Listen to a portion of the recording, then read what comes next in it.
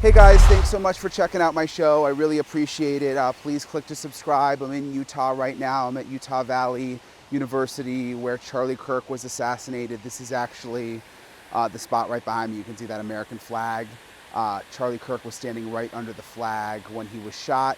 This is the courtyard. Last time I was here, this was all closed off, but it's open now. There's this building way in the distance here.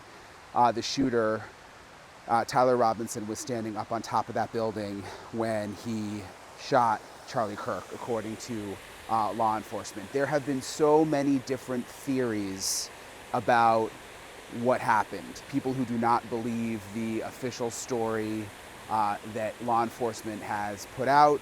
I actually just wrapped up an interview with the sheriff here in Utah County, who is fed up with the conspiracy theories, he says. Because I'll tell you right now, if something wasn't being done or should be done or was looking wrong or, everybody says there's a cover-up, I would be the first to be screaming from the pulpit that something is wrong. So I'm going to have my full interview with the sheriff and the undersheriff coming up in this episode. Also, I am going to show you with a rifle whether you could actually disassemble it, get it into a backpack, whether you could put it in your pant leg.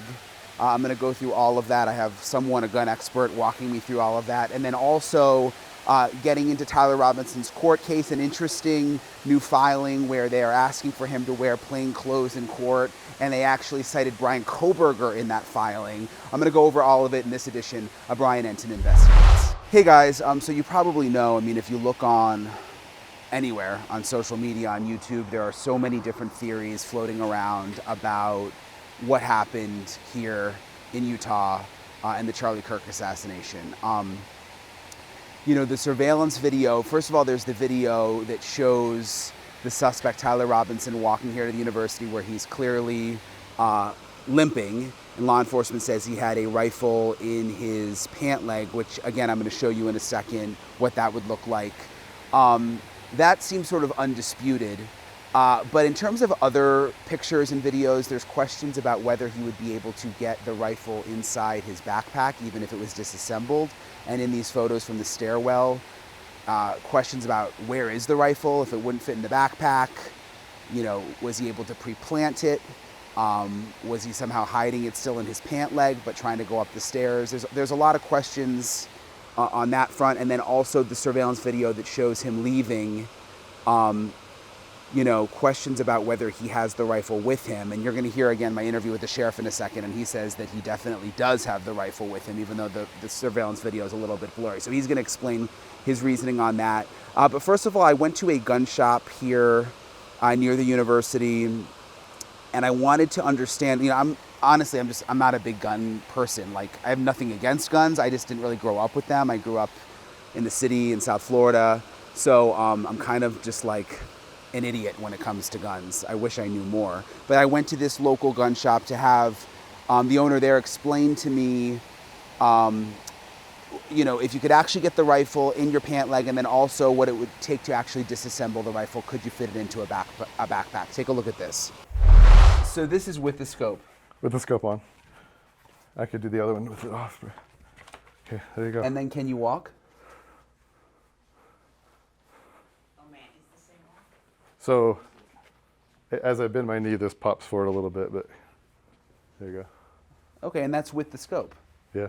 And those pictures of him in the stairwell, I've always thought, well, how do you walk upstairs with this? It seems difficult, because I can't really bend my leg.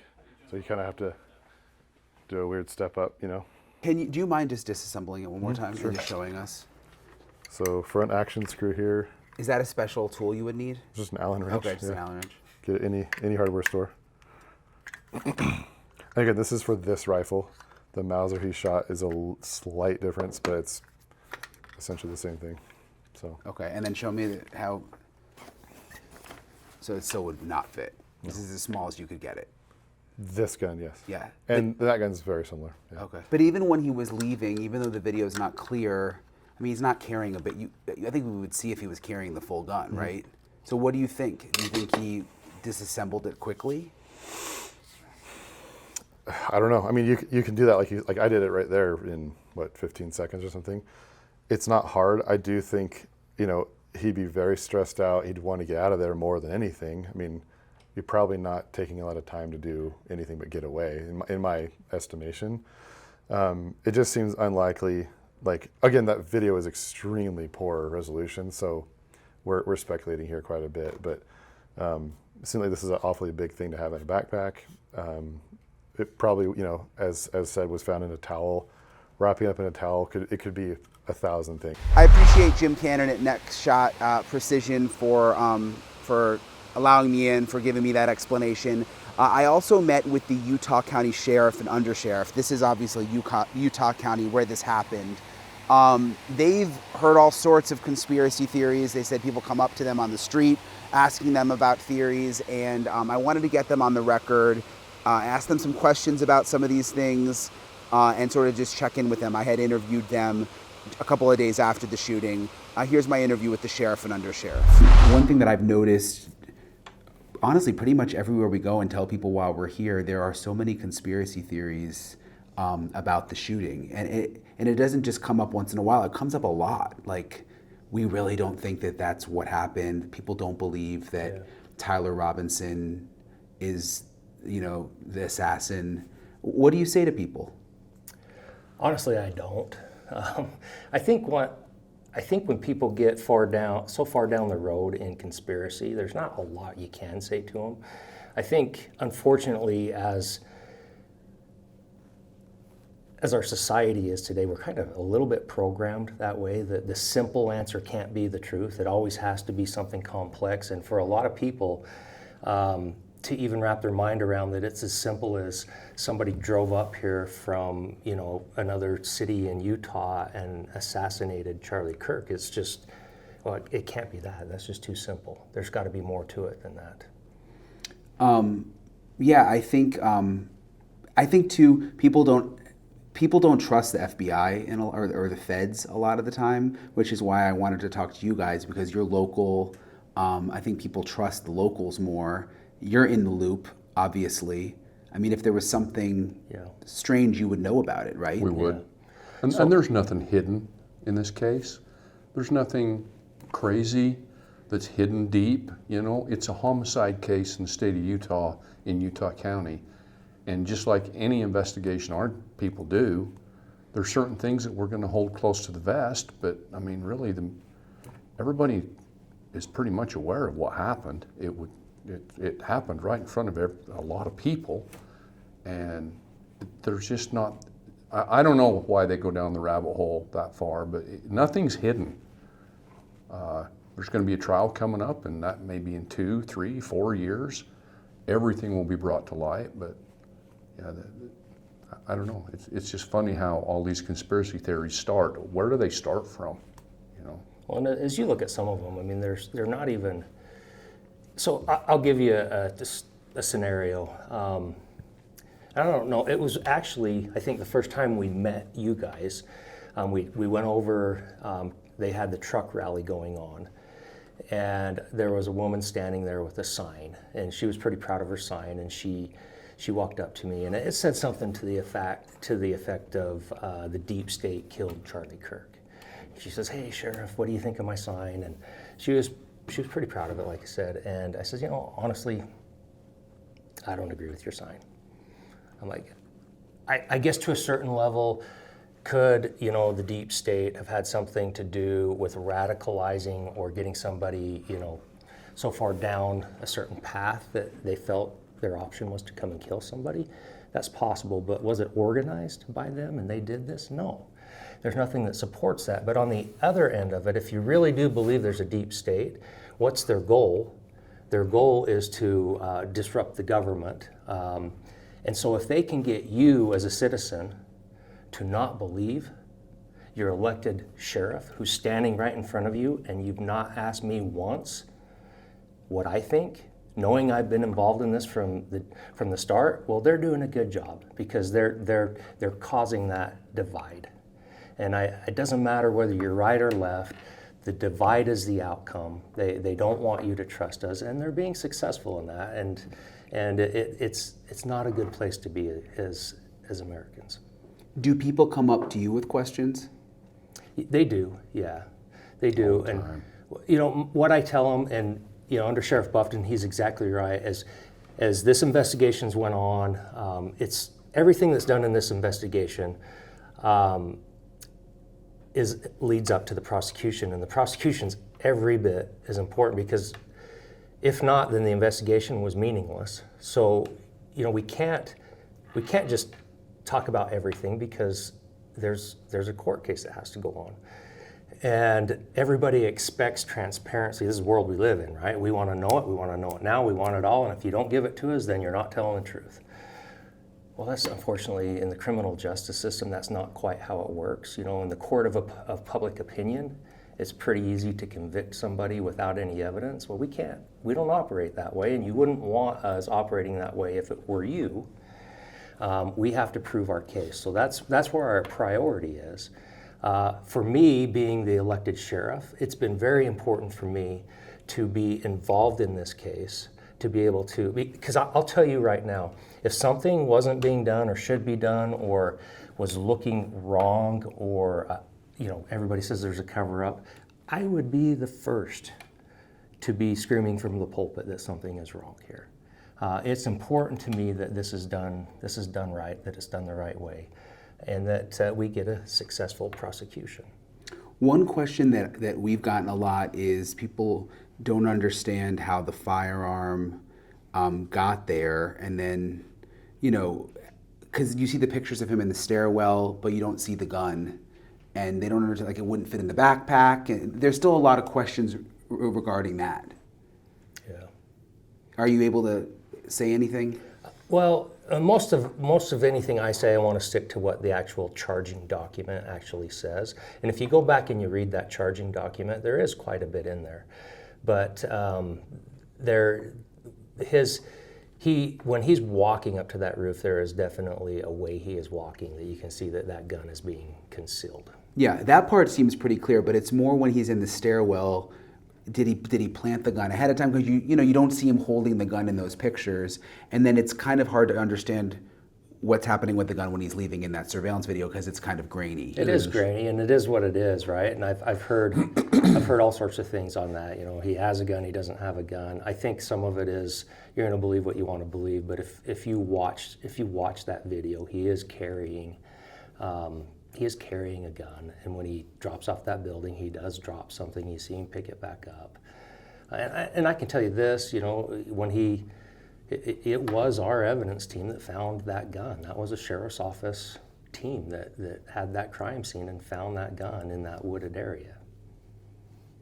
And just my last question, since he's in your jail, right, still? He is. Yeah, which is where we are now, right, this building. Yeah. Has there been anything unusual with him in the jail? I mean, what has it been like having such a sort of, I guess, high-profile inmate? You know, I don't want to really talk about him specifically, but it has brought a lot of, you know, it's interesting, you know, just the amount of correspondence we get for him, you know, people from across the nation that's either on both sides, very upset with him or supportive of him. That has been interesting to see. And then, of course, as we move forward into court appearances, you know, there's no question that this is a very high-profile case and will remain that way. And so it's something that we put a lot of resource into making sure that everything goes off right and we don't have any incidents occur with safety on either side of the spectrum on this, and that he can get a fair trial like our Constitution requires. Is he following all the rules? You know, I walked down in the jail a few days ago just to kind of check on him. Everything looks good. He's nothing strange, just like everyone else. So he's getting what he needs, what he's required to have, and you know, everybody's down there's keeping an eye. So, yeah. Okay, appreciate the sheriff and undersheriff for speaking with me. There's a lot that we still don't know. They can't say because of this being an ongoing investigation. They also just sealed a bunch of search warrants, so we're not going to get the search warrant. So we probably just aren't going to have the answers to a lot of our questions for quite some time. Also new, obviously the court case is all unfolding in real time with Tyler Robinson. They're seeking the death penalty. He's got these lawyers, not only a Utah lawyer, but he's got these two high-profile lawyers also from California that the state is paying. It's going to be expensive, but their most recent motion, they are asking for Tyler Robinson, the suspect, to be able to wear plain clothes in court, which is not that unusual. I've seen it a bunch of times. They actually cited the Brian Koberger case in their filing because they allowed Brian Koberger to wear plain clothes to all of his hearings before the plea deal, essentially because the rationale here is the defense attorneys don't want the suspect to look like like they've already been convicted for the jury pool that sees it on TV, that sees the hearings on TV. They want, innocent until proven guilty. I spoke with my friend, Misty Maris, who's an attorney who I know, super smart. I wanted to ask Misty about this recent filing and which way she thinks it's going to go. The alleged Charlie Kirk's alleged assassin, Tyler Robinson, his attorneys, and he's got one attorney in Utah and then two California attorneys. They've filed some paperwork now, and they actually cited the Brian Koberger case, asking that Tyler Robinson be allowed to wear plain clothes to hearings. In the past, when we've seen him at the hearings, he's had on like a bulletproof sort of like vest type thing, clearly like a prison outfit. What do you make of that? I mean, do you think the judge will grant it, and do you think it's fair? I thought it was interesting that Koberger was the example that they used as a high-profile defendant who was allowed to wear plain clothes as opposed to prison clothes while at the pretrial hearings. I think the judge will grant it, and it's for a couple of reasons. It's not an unusual request for the defense to make, and the reason being is that in a high-profile case, especially, there is a perception that somebody is guilty if there's a lot of imagery of them in prison clothes. And so there's going to be a lot of eyes on this. And one of the biggest issues in this case, and one the defense is going to raise over and over and over again as this case makes its way to trial, is that Robinson was prejudiced by public statements that were made by public statements that were made by people in high positions of power, that there is no jury pool that could give him a fair trial. It's going to be a common theme. And especially in his initial hearing, the judge really made a point of saying, we are going to treat this case the same as every other case. And I think there's going to be a level of carefulness, for lack of a better word, for ensuring that anytime there is a way to show that the defense is being treated fairly and keeping an argument that there's prejudice out of the courtroom when you can make a concession like wearing plain clothes to a hearing, I think you're going to see the judge make that decision. And it's going to be judicial discretion. It's not an uncommon request. The flip side of that is, Brian, whether or not there's a safety concern. So one thing that we have seen him in, not only the bulletproof vest, we've also seen him in a suicide smock. There had been some information out there that at the time that he turned himself in, that before that there may have been a representation that he would rather kill himself than turn himself in. So what we don't know about all of that, just this is what's publicly out there. So there's going to be a balance of, is there a safety concern for others or himself if he's not restrained, if he's not wearing the vest, if he's not wearing the smock? So that's the analysis the court will go through. But I do think that you're going to see the judge say, unless there's a significant concern regarding safety, let's give him the ability to wear the plain clothes. Let's not add any additional arguments that could be deemed prejudicial to what is already a really high profile case with a lot of eyes on it, with the defense who's absolutely going to be making that argument as this case moves its way through trial. The fact that they're asking at this phase for plain clothes, which obviously the reasoning is you don't want, right, the jury pool to always see him as a bad guy before they hear all the evidence. Do you think that's an indication that this legal team plans to take this all the way? In terms of like, does that mean they're already thinking about going to trial?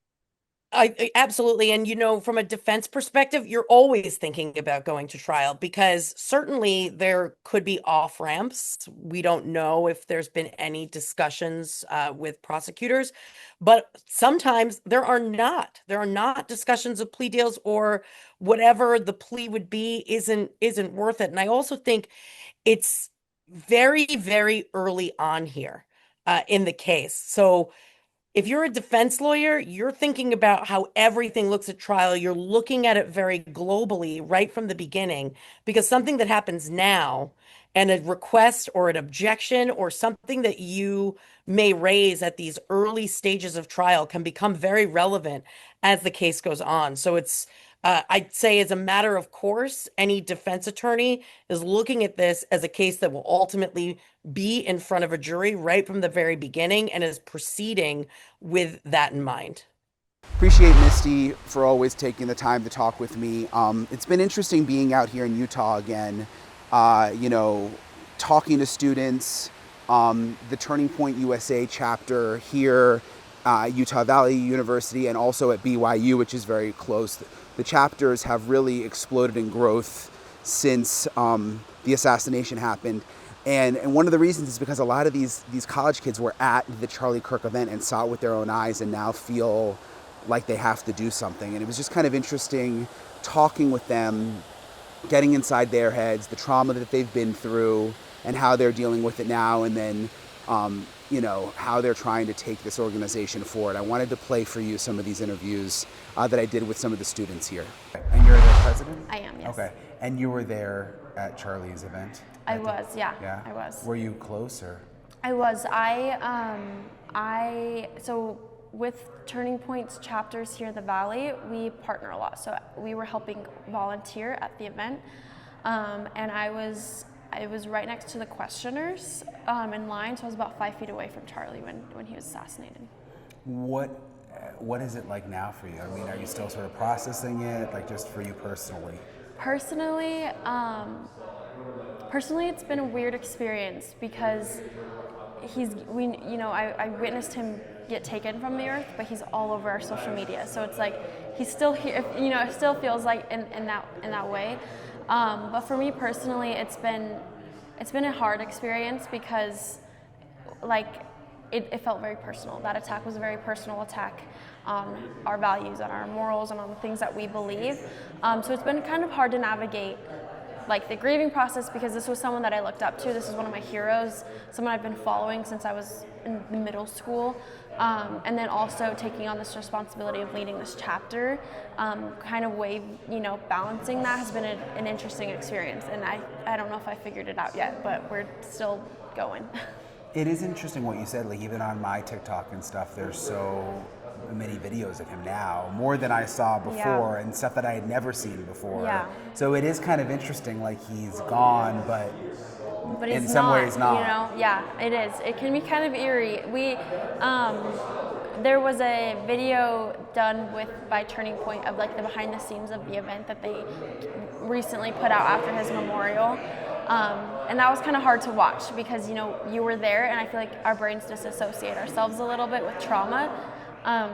But when you are leading Turning Point chapters, it's very real that we're missing our founder. He is not here, and the organization is still running, but there's still a gaping hole in that. Have you noticed more interest in the organization since this happened? Yeah, drastically. Just with our chapter being so close to it, and it was happened in our backyard, we've gained almost 4,000 followers on our Instagram. We started with about 10 to 12 chapter members. We have over 458 chapter members assigned. We've seen a drastic interest, and I think it's because we needed a place of healing, and this was it. Turning Point's a place to heal from what we saw and to gather together as students to heal from it. Seeing that, how has it changed you? It's changed my life forever. I think I've been more grounded in my faith than I have ever been. I've been more grounded in what I believe ever, because, like I said before, it was a personal attack on us, on those values that we hold. And my faith, I'm a member of the Church of Jesus Christ of Latter-day Saints, And so my faith has grounded me a lot in that loss, because I know how the story ends. You know, I know who the victor is in the good and evil fight. So I feel like it's grounded me a lot in that. So it's changed my life completely. And just my last question, since you were there, like, what do you, there's been so many, I don't know if you watched, there's a lot of videos online like about the investigation, there's a lot of conspiracy theories. I mean, you were so close. Like, what do you think about all that? What do you think about the investigation? Have you thought much about it? And to be truthfully honest, I don't listen to those videos. I know the organization of Turning Point. I've worked with them for many years. I know that they'll demand a truthful investigation, and I have faith in that. I also have faith in our law enforcement and investigators, and I know that will bring to justice. So I don't pay a lot of attention to conspiracy theories and things like that, because I know what I saw, and I saw happen right in front of me, and I feel like if we play too much into that, then that takes away from his legacy, and I don't want anything to do with anything taking away from who he was and the life that he lived. Great, thank you. Anything else you want to say? No, I think you covered it. Yeah, there is one thing I do want to say Sure. is that we, as a Turning Point chapter at BYU, with BYU students, we have a mission to help and save this country. I think that the people that witnessed what we witnessed, it awakened something that I don't think that assassin ever knew what he was doing. And I think you'll see the most patriotic generation come from it, in my opinion. So You feel something different inside I feel something you? different inside of me. The members I've talked to have felt something different inside of them, because I think it was personal, not just the closeness of what happened in our backyard, but because so many people resonated with what he was teaching and with what he stood for. And watching our hero get gunned down in front of us awakened something that it's time for us to stand up for what we believe in. And I think that this generation will be louder than ever with that. Was that awakening like immediate for you, or has that come like recently? Yeah, I think that what I always tell people is I went to bed September 10th devastated, and I woke up ready the next day. And I think that's the whole entire organization of Turning Point did that. We've been grieving, but we've not stopped. And we're growing at a rate that no one thought was possible. And so recently, yes, especially with how my reality has changed with 450 plus members that I'm supposed to steward over, but also just witnessing it across the entire country too. Were you at the event also, or? No, I was supposed to be there. I was at class in Salt Lake instead, and I got my brother texted me because our mutual friend was there, and he told me, he was like, Charlie Kirk's been shot, and he's been like an idol in my life since I was 10 years old, and I'm 18 now, so it was a huge thing. I've met his wife, I've been around for a long time, and so when I heard, the blood drained from my face, and I was like, it's okay, it's like, he'll live. My friend sent me a video, a really close-up video, and I played it in class, and I just shut my computer. I was like, and I had to call my dad from Park City to come get me, to pick me up, because I was not okay. And I cried myself to bed all night, and I couldn't sleep. I couldn't shut my eyes without seeing it. It's just a horrible situation, all in all. What has it been like around here? I mean, you're so close to where it happened. What has it been like the last couple weeks? Right after it happened, it was very somber. It was very just quiet, and it was a lot of fear. I think because before they'd caught who did it, everyone was they were walking around. I live 5 minutes from UVU, and so everyone was really scared at first, I think, and everyone was just really sad. Classes were being canceled. People were just kind of traumatized. The energy just it went from a peppy college town to totally just mellow and just kind of empty. It just kind of felt empty inside. And I went and visited the campus, and everyone was laying flowers. A lot of vigils were happening. There was a lot of prayer. Everyone just coming together with their pain and their love for Charlie, and just coming. It was a lot of unions and just coming together. It was really nice. And what does it feel like now? It feels like, in a way, some people have forgotten that it's kind of happened, and they've just kind of gone on with their life. But at the same time, it feels like everyone's fighting. They're they're gonna want to pick up where Charlie left off and just fight for what he did and finally speak up for those who are afraid. I've been afraid to talk basically my whole life about it, and after that happened, I was it prompted me, and I feel so many other people also, to just get up and talk and do more and try to pick up where Charlie left off and resume what he was doing. Why were you afraid? just because the way people responded, they like, you would talk about it and they would just be very hateful and just kind of shut you down, and they wouldn't even want to talk about it with you, and they would just retaliate and attack your character and not who you are. And so it was just very scary to talk out with the way people would retaliate towards you. Just because of what you believe? Just because of my beliefs and like just my like values and my morals. They didn't agree with it, and they would just totally totally bring me down and try to get me to retaliate on it, and I would say no, and it would just be very hurtful. The way that it wasn't even like a conversation, it was like, believe with me, agree with what I'm saying, or you're wrong and you're like a horrible person for that. Has there been any negativity since the assassination? I've seen on social media, I've seen some like people attacking Erica, his wife, and saying like that she's acting about it, and it really hurts my heart because it's like they have no empathy towards her. This is a woman who just lost her husband, the father of her children, the love of her life, and they can't even put that aside for 1 minute that she's a human being, and they just go and they attack her, and they're like, well, who cares? Like, you're part, like, you're acting, like, this isn't real. Like, they can't put that aside and be like, this is a woman, this is a mother. She's suffering and she's doing her best with what has just happened to her. This is such a religious part of the country where this assassination happened, which makes it kind of a different vibe here. Yeah, totally different. I mean, how do you think that plays in? I think it played in a lot because afterwards I took me and my brother went to a vigil the day after, and everyone just got together and we all just prayed. And it was like you could just feel the sense of peace of everyone around you just praying and just feeling the love, and like there's a picture of Charlie and you're just staring at it, and it's a lot of people I don't think comprehended that it really just happened. And so the fact that everyone was coming together and praying and like coming to God and Jesus was really lovely. I think it was really touching. You joined Turning Point after the assassination here. I did, yes. I think it was like the day after. And tell me about that. What made you do it? Yeah, so growing up, politics weren't really a thing that we talked about in my house, and talking to my parents later, they told me that it was because politics weren't really a thing for them when they were growing up. So I didn't really know that much about different issues, different current events, and I was fine with that. I didn't really care, and I thought, I'm just one person, like, what difference would my voice have? And then a couple of years ago, I came across Charlie Kirk's videos for the first time, and watching those, I realized these things really, like, they affect me.